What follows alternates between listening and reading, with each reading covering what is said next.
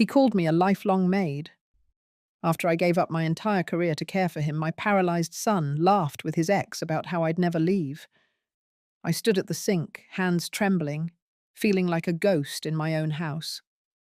So when I discovered where all the money had gone, I made a choice he never expected. What happens when a mother stops being silent? I was 70 when it finally hit me that I had become invisible in my own home. Bryce needed me, or so I told myself every single day. Since the accident 10 years ago, I'd built my life around him. I left my job at the county treasury office, sold my car, let go of my volunteer work at the senior centre. Everything I did was so I could care for my son who couldn't walk, couldn't feed himself, couldn't even sit upright for more than 20 minutes without my help. It started simple. Routine, even. Wake up, heat water, crush his pills, spoon-feed breakfast, wipe the corners of his mouth, clean him, stretch his legs, change the linens, do the laundry, answer calls from insurance, physical therapists, case managers, then lunch, then another set of meds, then keep him company as he scrolled through his phone completely silent. By dinner, I was more exhausted than I'd ever been in my working life. But I smiled. I told myself it was worth it, that he'd do the same for me, that this was love. But you know what no one tells you about caregiving long term? It wears down not just your back, but your sense of self. You stop being Irene. You become the hands, the feet, the one who fetches, the one who never says no. You start to disappear. I hadn't sat down for a meal without being interrupted in a decade. I hadn't slept through the night in just as long. When my knees gave out last winter, I laughed. I told Bryce it was just old age catching up. But truth was, I hadn't taken care of my own body in years. Still, I kept going. That morning, like every other, I got up before the sun. I mixed the high-calorie supplement drink just the way he liked. Wiped down the remote, checked the heater, rolled up the blinds so he could see the street. I brought his breakfast tray to his room, same as always. He didn't look up, just said flatly, "Set it there." Not a thank you, not even a glance. I told him I'd be back in 20 minutes with his meds. He nodded without speaking. I went to the kitchen, stood over the sink with both hands on the counter, and just stared at my reflection in the little window above it. I barely recognized the woman looking back. Wrinkles deeper than I remembered. Shoulders sagged forward. Eyes tired in a way makeup couldn't fix. I didn't feel sad. Not yet. Just numb. For anyone listening who's ever cared for someone full-time, I want you to hear this part. It doesn't happen all at once. You don't wake up one day and realize you've lost yourself. It creeps in. Quiet. Slow. Like fog curling under your door. That morning I didn't cry. I didn't scream. I just pressed the coffee filter into place, turned on the machine, and stood there. In silence. In stillness. And in that space, a quiet voice inside whispered something I hadn't let myself hear in years. You deserve to breathe, even if it's just once, just for you. I was rinsing the breakfast dishes when I heard his voice carry down the hallway. Not loud, just clear. The tone didn't match the morning's silence. It was sharper, lighter. He was laughing, a sound I hadn't heard in weeks. I paused, towel in hand, and listened. Yeah, she's not going anywhere. Lifelong maid, I swear. Food shows up, bed gets changed, house cleans itself. All I have to do is sit here. Then a female voice responded, muffled but familiar. Laughter again. Then more words from Bryce, joking about how I'd probably outlive him and still be folding his shirts at the funeral.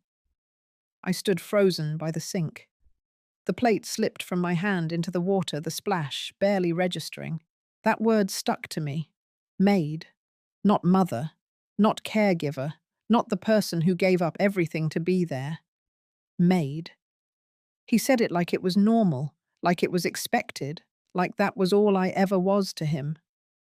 I didn't move. Couldn't. My hands were wet, but the water felt cold in a way that touched bone. I kept waiting for it to be a joke, maybe a laugh, maybe a follow-up to say he was kidding, but the conversation kept going light casual, like they were talking about a delivery service or a piece of furniture. Savannah. It had to be her. That same high, airy tone. I hadn't seen her since the early days of the accident, back when Bryce still had visitors, before she drifted off, saying it was too hard, too much to handle. And now she was back, calling like nothing had happened, laughing like she'd never left. I stepped away from the sink, dried my hands, and stood in the doorway out of sight. His bedroom door was cracked open. The television was off. His phone screen lit up in his lap. I could see his face, relaxed, happy, almost smug. Something in my chest tightened. I turned and walked to the laundry room, closed the door behind me, leaned against the dryer. The room smelled like detergent and heat. I let myself breathe there, quiet, contained. No tears came. I waited for them, but nothing. Just a steady buzz in my ears like the hum of the washer.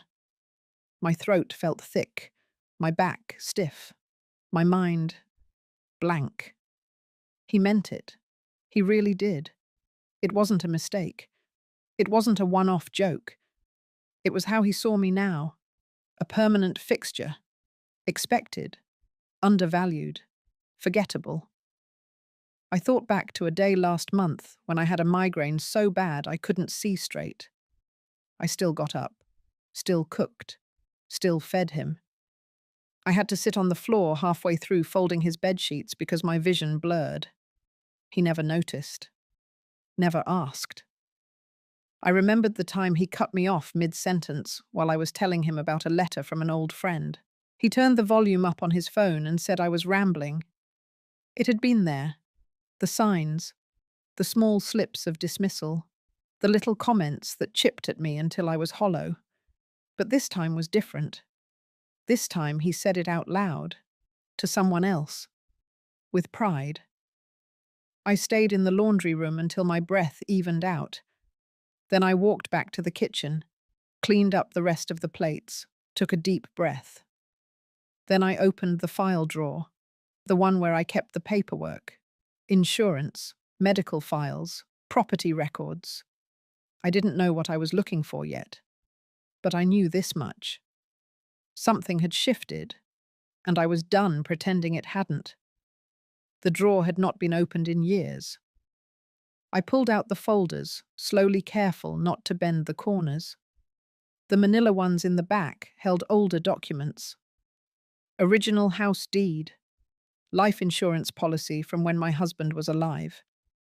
Bank statements. Notes from social workers and therapists who used to visit after Bryce's accident. The more recent ones sat near the top. Medical authorizations, state care benefits, power of attorney. I flipped through each paper, not sure what I was hoping to find. But something inside told me to look. Near the bottom of one folder was a notarized document I didn't remember signing. I sat at the table, turned on the overhead light, and read it twice. Then a third time slower. It was a property transfer agreement. The house was no longer under my name. It now listed Bryce as sole owner, effective 6 months ago. I stared at the line with my signature. It looked like mine. Tilted just right, the loop on the L the way I always wrote it. But I had never signed that form. I would have remembered. My hands started to sweat. Behind that I found a letter from our financial advisor. A follow-up to a conversation confirming Bryce's request to redirect the monthly government disability deposits into a separate account. Not our joint one, a new one, under the name of someone else. Savannah Delaney. I felt my throat tighten. I flipped back through the documents, searching for context. There was a printout from a virtual consultation with a lawyer, notes taken in Bryce's handwriting. The date circled in red ink was the same week Savannah reappeared in his life. My stomach turned. I thought of the groceries I had skipped so he could have his protein powder, the bills I delayed to pay for the widened doorways, the hospital bed, the ramp. I had taken out a small loan against my pension to afford the electric lift we installed in the bathroom. All of it. In this house. And now it wasn't mine. Not even in part. I set the documents down and stood up. My knees cracked. My back ached. But the pain felt distant, like it belonged to someone else. I went to Bryce's room. He was watching something on his tablet headphones in his head, propped against the pillow. I stood in the doorway until he noticed me. He looked up. His expression didn't change. No guilt, no concern, just impatience, like I had interrupted something important. I told him dinner would be late. He nodded and turned back to his screen. I didn't mention the papers. Not yet. I needed time, space to think. Back in the kitchen, I poured myself a glass of water, sat at the table, and stared out the window. The front lawn needed mowing. The trash bins were still out from Monday. Small thing I always took care of, without asking, without thanks. But now I was seeing them for what they were. Signs. I went back to the file drawer, found the binder with old voice memos from Bryce's rehab sessions. I remembered recording them to help him with speech therapy. But now I scanned the dates, found the ones from the month of the transfer, played one. It was him speaking slowly, reading back a list of items the therapist had written out. Food prep, bathroom help, transfer from bed to chair, light cleaning, bill payments. Then a pause, followed by his voice quiet but clear. Mother does all that. She always will. The words hit me differently now, not with gratitude, but with assumption. That night I sat on my bed, the folder still in my lap, and felt something settle deep in my chest. Not anger, not yet, but awareness, the kind you can't unsee once it shows up. And I knew the moment I found those signatures that something fundamental between us had broken, quietly, cleanly, and I wasn't going to let it be put back the way it was. The next morning I got up at 5, same as always. I moved through the kitchen on autopilot, kettle on, supplements mixed, tray wiped. The routine helped me stay numb, safe. But the papers I found the night before kept flashing in my mind like hazard lights. After I gave Bryce his breakfast and set his meds by the bedside, I told him I had errands and would be back in the afternoon. He didn't ask where I was going, just nodded, eyes on his tablet. I packed a tote bag with the folder of documents and left the house without looking back. The drive to Wichita was quiet. 2 hours of flat roads, cornfields, and grey skies. I didn't turn on the radio. My hands stayed tight on the wheel. I hadn't driven that far in years, not since before the accident. But muscle memory took over. My body remembered what freedom felt like, even if just a little. I parked in front of George's house around 10:30. He lived on the edge of town, in a 1-story brick place with chipped paint and an old flagpole in the yard. I hadn't seen him in over a year. We never had much of a relationship after my husband passed. George was blunt, didn't like small talk, didn't pretend to be kind. But I needed someone who didn't sugarcoat things. He opened the door in a flannel shirt and boots, looked me up and down, then stepped aside. We sat at the kitchen table, same one from 20 years ago, still covered in cigarette burns and coffee rings. I handed him the folder. He read everything slowly, mouth set, in a straight line. Not a single word. Then he leaned back and exhaled through his nose. I waited. Finally he said, quiet and firm, that what Bryce had done was legally binding but morally rotten, that he could help. But only if I was serious, no changing my mind later, no feeling guilty. I told him I was done. He nodded once. George wasn't the emotional type, but I saw something shift in his eyes. Maybe respect, maybe regret. He picked up his flip phone and made a call to an attorney he knew, asked about guardianship transfer procedures, made notes on a yellow legal pad. He asked if I had thought about what came next. I said not fully, but I knew I couldn't stay where I was. Not after what I had seen, not after realizing my son had chosen someone else to guard his future, someone who hadn't even shown up in his worst days. George didn't say much else, just gave me an envelope with his personal notary copy and said I could use his name for the first filing. I thanked him, tucked the envelope into my bag, and drove back before the sun dipped. At home, Bryce didn't ask anything. I heated dinner, served it. He didn't notice the folder was missing from the cabinet. Didn't ask about the papers no longer in the drawer. I washed dishes, dried my hands, and stood by the window again. This time, I didn't feel invisible. I felt steady, like something inside me had finally clicked into place. It wasn't revenge I wanted. It was clarity. A line had been drawn, and I had decided once and for all to stand on the side that remembered who I was before I became just hands, just routine, just someone to keep the wheels turning. I went to bed early that night, lights off by 9, and I slept straight through until morning. First time in years. 3 days later, I sat across from a woman named Angela in a quiet office above a strip mall outside El Dorado.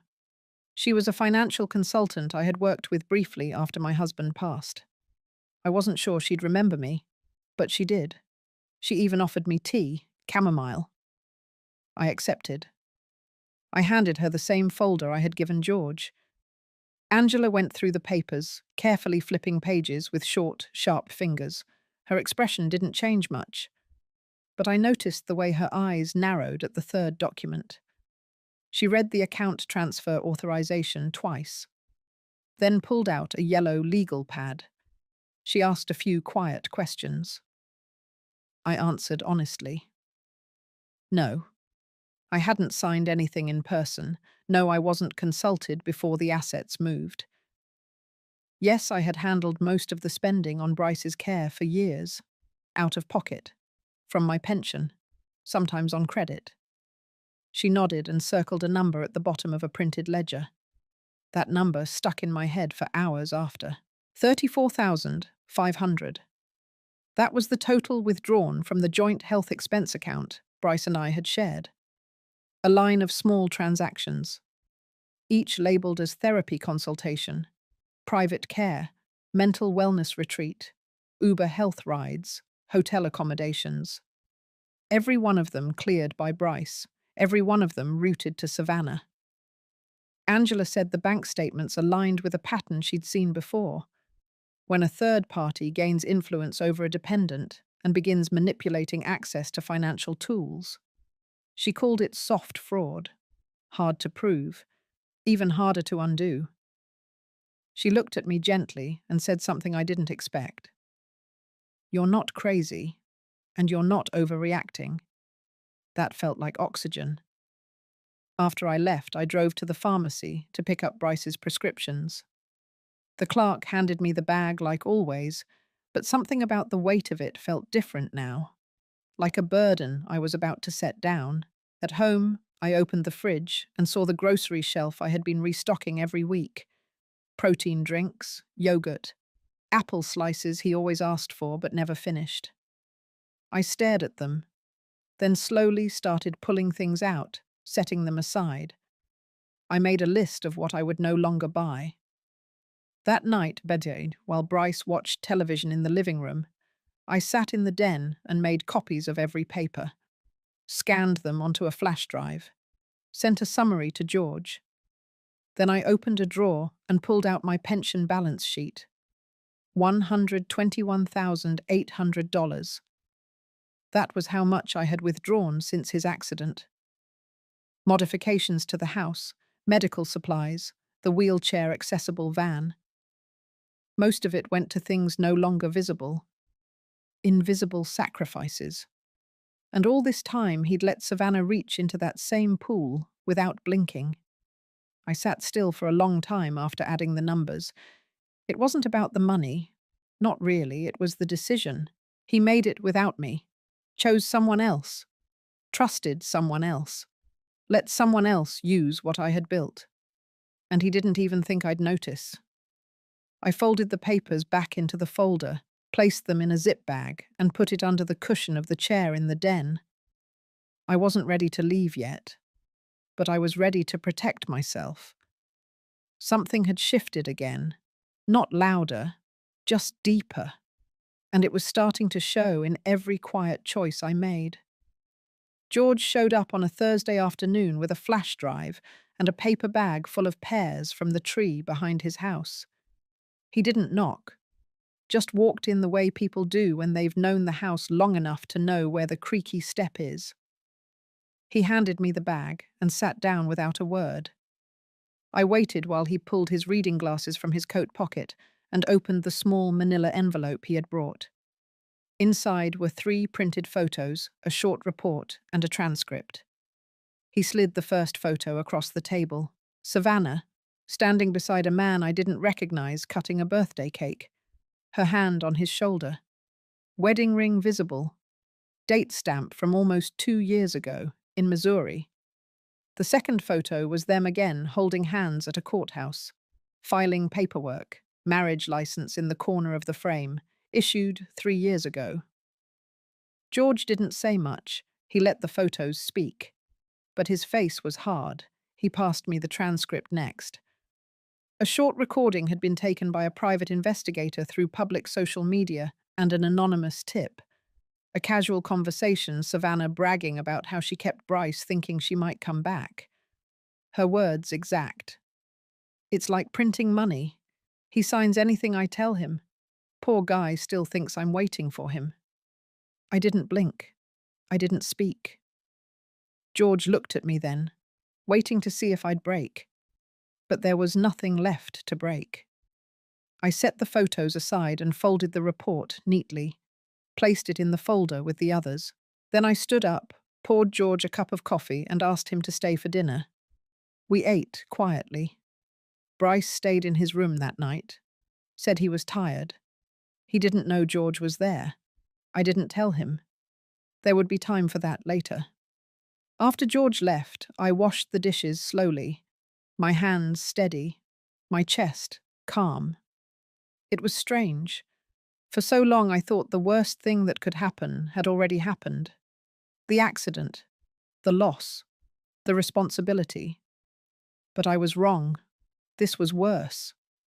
Knowing that the one person I gave everything for had let someone else exploit my care, my sacrifice, my trust. And for what? For an illusion, for a woman who had already moved on, who had never planned to stay. I sat on the porch just after midnight, blanket over my knees folder resting on my lap. It wasn't sadness I felt. It was quiet. A stillness that came not from giving up, but from finally knowing the full shape of the truth. All the doubts, all the second-guessing, all the cracks in my confidence, they stopped. Because now I had proof. Not just of Savannah's lies, but of Bryce's silence. He had known.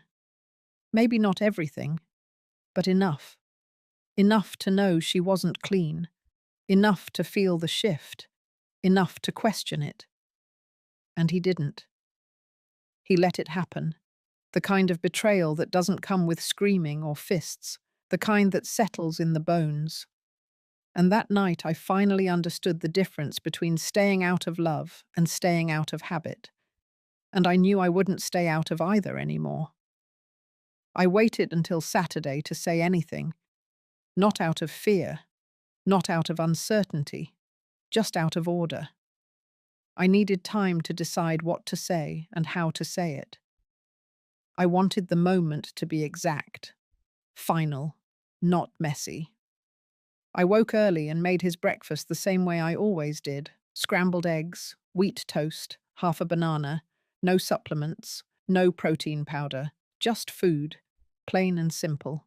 I set the tray on the table beside his recliner and told him I needed to talk. He kept his eyes on the television, flicking through channels like none of them interested him. I waited. Eventually he muted the volume and looked up. I didn't hold the folder or the photos or the transcript. I didn't need to. I told him I knew everything. I told him about the account, about Savannah's withdrawals, about the marriage license, about the fake therapy receipts. I told him I had spoken to George, to Angela, to an investigator. I told him I had seen the video, heard the words. His face stayed flat for a second too long. Then came the first crack, a twitch in his lip, a shift in his shoulder. His fingers clutched the edge of the blanket like a child trying to hold on to something that was already gone. He opened his mouth. I held up my hand. I wasn't looking for an apology. I wasn't looking for a story. I told him I was leaving. I told him I had filed for removal as his guardian and that the court would be transferring oversight to George, effective the following week. I told him the groceries would stop arriving. The bills would be handed off. The keys would stay on the table. He asked me how I could do this. His voice thin, weak. I told him he had done it first, when he stopped seeing me, when he handed off my sacrifices to someone who vanished when things got hard, when he let someone else steal not just money but years.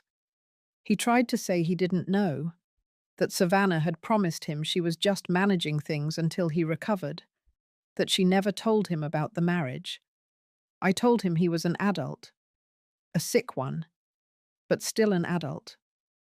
And he had chosen silence, chosen ease, chosen delusion, and now I was choosing clarity. I stood up, collected the breakfast tray, and turned to go. He said my name, soft, almost like a whisper. I paused, but I didn't turn back. Instead, I walked into the kitchen and started wiping down the counters. I made myself coffee. I sat by the window and watched the street. I breathed. He didn't call again. Later that day, I packed a single suitcase, a few changes of clothes, my documents, a small photograph of my husband and me taken back when Bryce was just a toddler with 2 big shoes and a laugh that could shake a room. I left everything else. The furniture, the china, the walls I had painted twice in 10 years, the dented silverware, the hand towels embroidered with our old last name. I walked out quietly. No drama, no slammed doors, just the firm click of a lock behind me. And for the first time in a decade, I did not feel like someone leaving her life. I felt like someone returning to it. The apartment was small, 1 bedroom, no yard, no porch swing or wide open windows like the house I left behind. But it was mine. The day I moved in, the manager handed me the keys and a single sheet of rules printed in large font. No smoking, no pets. Quiet hours after 10. I nodded, signed the lease, and closed the door behind me. The walls were pale yellow, the carpet rough beneath my shoes. The light in the kitchen flickered once before settling. I unpacked slowly, 1 box at a time. I placed the photo of my husband on the dresser. I folded the same towel I had used during my first year of marriage. I brewed a cup of tea and drank it standing up, staring out the window at the parking lot. No one waved. No one noticed. And still I felt more seen than I had in years. There were no calls, no requests, no trays to prepare, no meds to crush, no silence to tiptoe around. Only the ticking of the microwave clock and the low hum of my own breath. That night, I slept without waking. The following morning, I walked to the small grocery store 2 blocks away. I carried 1 reusable bag, bought a loaf of sourdough, 1 apple, a jar of peanut butter, the kind with the oil on top that needs stirring. No dietary supplements, no protein blends, No medical labels. I paid in cash. At home, I toasted the bread and sat at the kitchen counter. The chair was stiff, the view was dull, but the stillness tasted like freedom. I chewed slowly. My hands didn't tremble. In the afternoon, I opened a blank notebook and started to write. I didn't know what I was writing yet. I started with a sentence. 10 years is a long time to disappear. Then I added another. But one day is enough to begin again. I didn't know if I would keep writing or if the notebook would end up in a drawer forgotten. But for now, it felt right to let the words come without a plan. In the evenings, I walked around the complex, saw other women sitting on their patios reading or talking softly on the phone. I didn't speak to them. Not yet. I wasn't ready for conversations. I needed the silence more than company. One day, I passed a woman my age sitting in a folding chair knitting. She looked up and nodded. I nodded back. That was enough. Days passed quietly. One morning I received a letter in the mail. No return address. Inside a simple note. It said, "I hope you're okay. I'm sorry." The handwriting was familiar. I folded the letter and set it in the drawer under the sink. I didn't need to answer it. Not yet. Maybe never. The apology didn't erase what had happened, but it didn't sting the way I thought it would. That night, I lay in bed and listened to the old pipes rattle. I thought about the line I had drawn, the moment I chose to step out of the role that had defined me for so long. Not because I was angry, not because I wanted to teach anyone a lesson, but because I remembered who I was before I became invisible, because I had stopped asking for someone to see me and started seeing myself. I started the podcast without telling anyone. No promotion, no cover art, no music intro. Just my voice recorded in the quiet of my new apartment, sitting at the kitchen counter with a second-hand microphone and a cup of tea gone cold. I called it Under the Hushed Lamp. The name came from the corner light above my table, the one with a soft yellow glow that stayed on through the evening. It wasn't much, but it made the space feel less like a transition and more like a place where things could begin again. The first episode was 10 minutes long. I didn't plan it, didn't write a script. I just hit record and started talking. I said I had spent 10 years caring for someone who no longer saw me. I didn't name him. I didn't need to. I spoke about the weight of disappearing slowly, about how you can give up everything for someone and still be mistaken for furniture. I described the routine, the silence, the feeling of waking up and forgetting your own name. Then I listed the numbers, not as revenge, just as facts. 364 mornings a year, I woke before dawn. 2,670 loads of laundry. Over 10,000 pills counted and administered. 6 birthdays spent alone at the kitchen table. $121,800 withdrawn from my pension to pay for ramps, beds, vans, food. And not once did anyone ask me how I was doing. I ended the episode with a single sentence. The price of care is not always measured in dollars, but the receipt shows up eventually. Then I clicked save. I didn't expect anything to come of it. I wasn't chasing attention. I just needed a place to lay the truth down, somewhere outside my body. I uploaded it and shut the laptop. 2 days later, a comment appeared. Then another. Quiet, anonymous messages from women across the country. One said she had cared for her husband for 15 years until he passed, and no one even remembered to send her flowers. Another said her daughter had moved back in after a divorce and never once paid rent or said thank you. Another said she hadn't had a room of her own in 7 years. They didn't ask for advice. They just needed to say it out loud. And somehow they had chosen my voice to listen to while they did. So I made a second episode. This one about how guilt can be passed down like heirloom furniture. How women are taught that staying is a virtue, even when it erases you. I talked about the sound of silence in a house full of expectation, about the way your name disappears from mail, from calendars, from conversations, until you're just mum, or grandma, or worse, the help.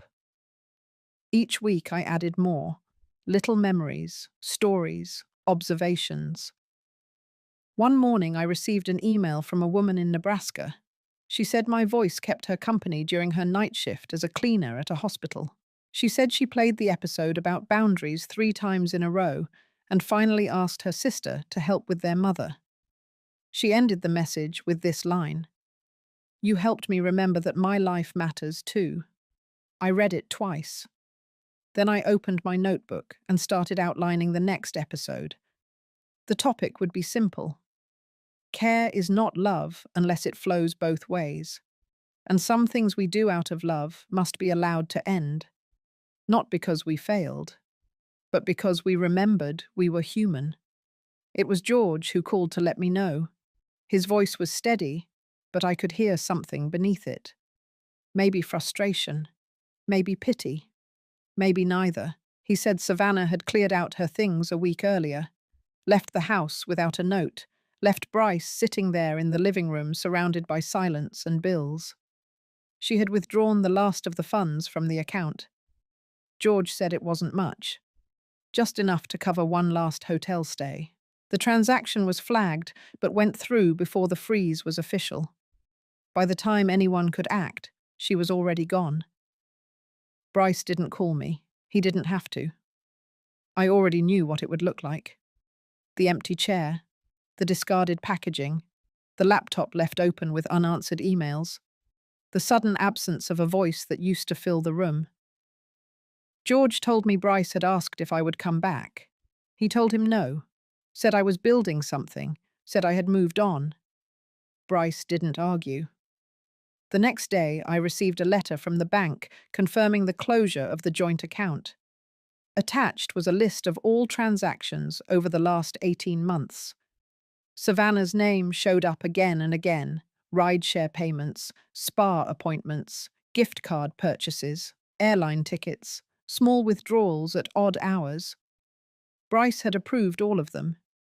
He was not scammed in the traditional sense. He was willing. He trusted her. Or maybe he just wanted to believe that someone other than me cared enough to stay. But she didn't.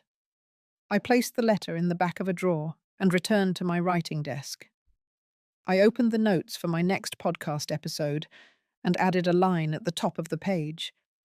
There is no shame in being fooled, but there is danger in staying blind by choice. That evening I walked to the community garden and sat by the bench under the fig tree. A breeze rolled through soft and cool. I watched an older woman plant a small bed of tomatoes with quiet focus. Her back was straight, her hands steady. I didn't cry.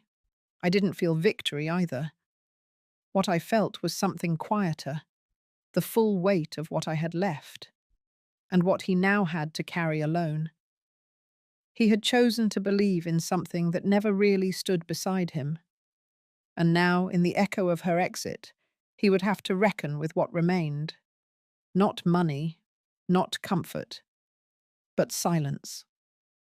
And that silence was not the kind I had once endured. Mine had been full of motion, of giving, of waiting. His was empty. For the first time in years, I did not feel responsible for what he did with it. I went home and made dinner: lentil soup, toasted bread. I played an old jazz record on the kitchen speaker while I ate. Then I turned the volume down low and let it play into the night. The phone did not ring, the door did not knock, and the quiet this time did not feel lonely. It felt earned. 2 weeks after the last withdrawal cleared, I received an envelope without a return address. Inside was a short note. No greeting, just my name written in block letters and 5 sentences. I messed up. I know that. She left and took everything. I don't expect anything from you. I just wanted you to know I'm sorry. I hope you're okay. It wasn't signed, but I recognized the handwriting. I folded the paper and placed it in the drawer next to the first letter. I didn't cry. I didn't feel relief, just a faint pressure in my chest that came and went like a passing breeze. That afternoon, I walked to the library downtown.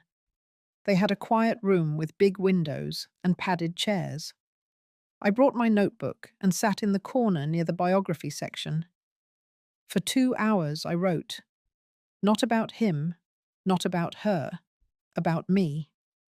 I wrote about the first job I had at 19, working in a school cafeteria. I wrote about the way my mother folded towels and how I used to mimic her hands.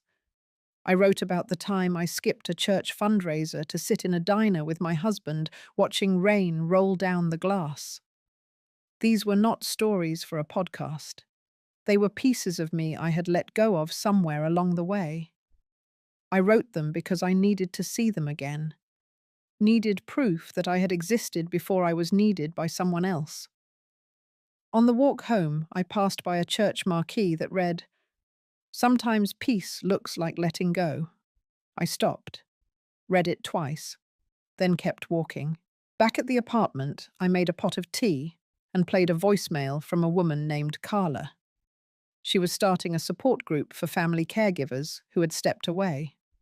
She said she had found my podcast through a friend and wanted to invite me to speak. I didn't respond right away. I wasn't sure if I had anything to offer beyond my own quiet truth. But something about the timing made me pause. The idea of standing in front of a room, not as a caregiver, not as someone recovering, but as a full person with a story that had edges and weight. That evening I wrote down 5 words. I am still becoming myself. I didn't know what came next, but I knew what would not return. The silence that once haunted me now served as a kind of border, a line between what was and what would be allowed again, and I was learning to hold that line with steadier hands. The day I stood in front of that small room with folding chairs and poured coffee from a cardboard box into styrofoam cups, I didn't feel nervous. I felt rooted. The women gathered slowly, some with clipboards, some with tired eyes, all with stories that weighed the same even if they wore different names. I didn't read from notes. I told them about the quiet unraveling, about how easy it is to become useful instead of whole. I told them how I lost my name in the routines, how it took 10 years and one sharp truth to find it again. I didn't cry. I didn't raise my voice. I just spoke plainly, like I was sitting at my own kitchen table. When I finished, no one clapped.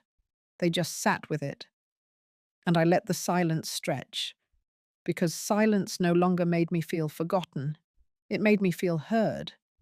Afterward, a woman about my age came up and pressed a folded slip of paper into my hand. It said, "You gave words to something I didn't know I was allowed to feel." That night, I walked home under a sky without clouds. No weight, no fog, no ghost tugging at the edges.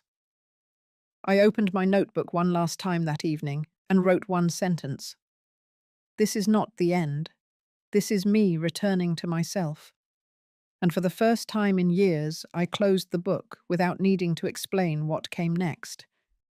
If this story touched something inside you, I hope you'll carry it gently.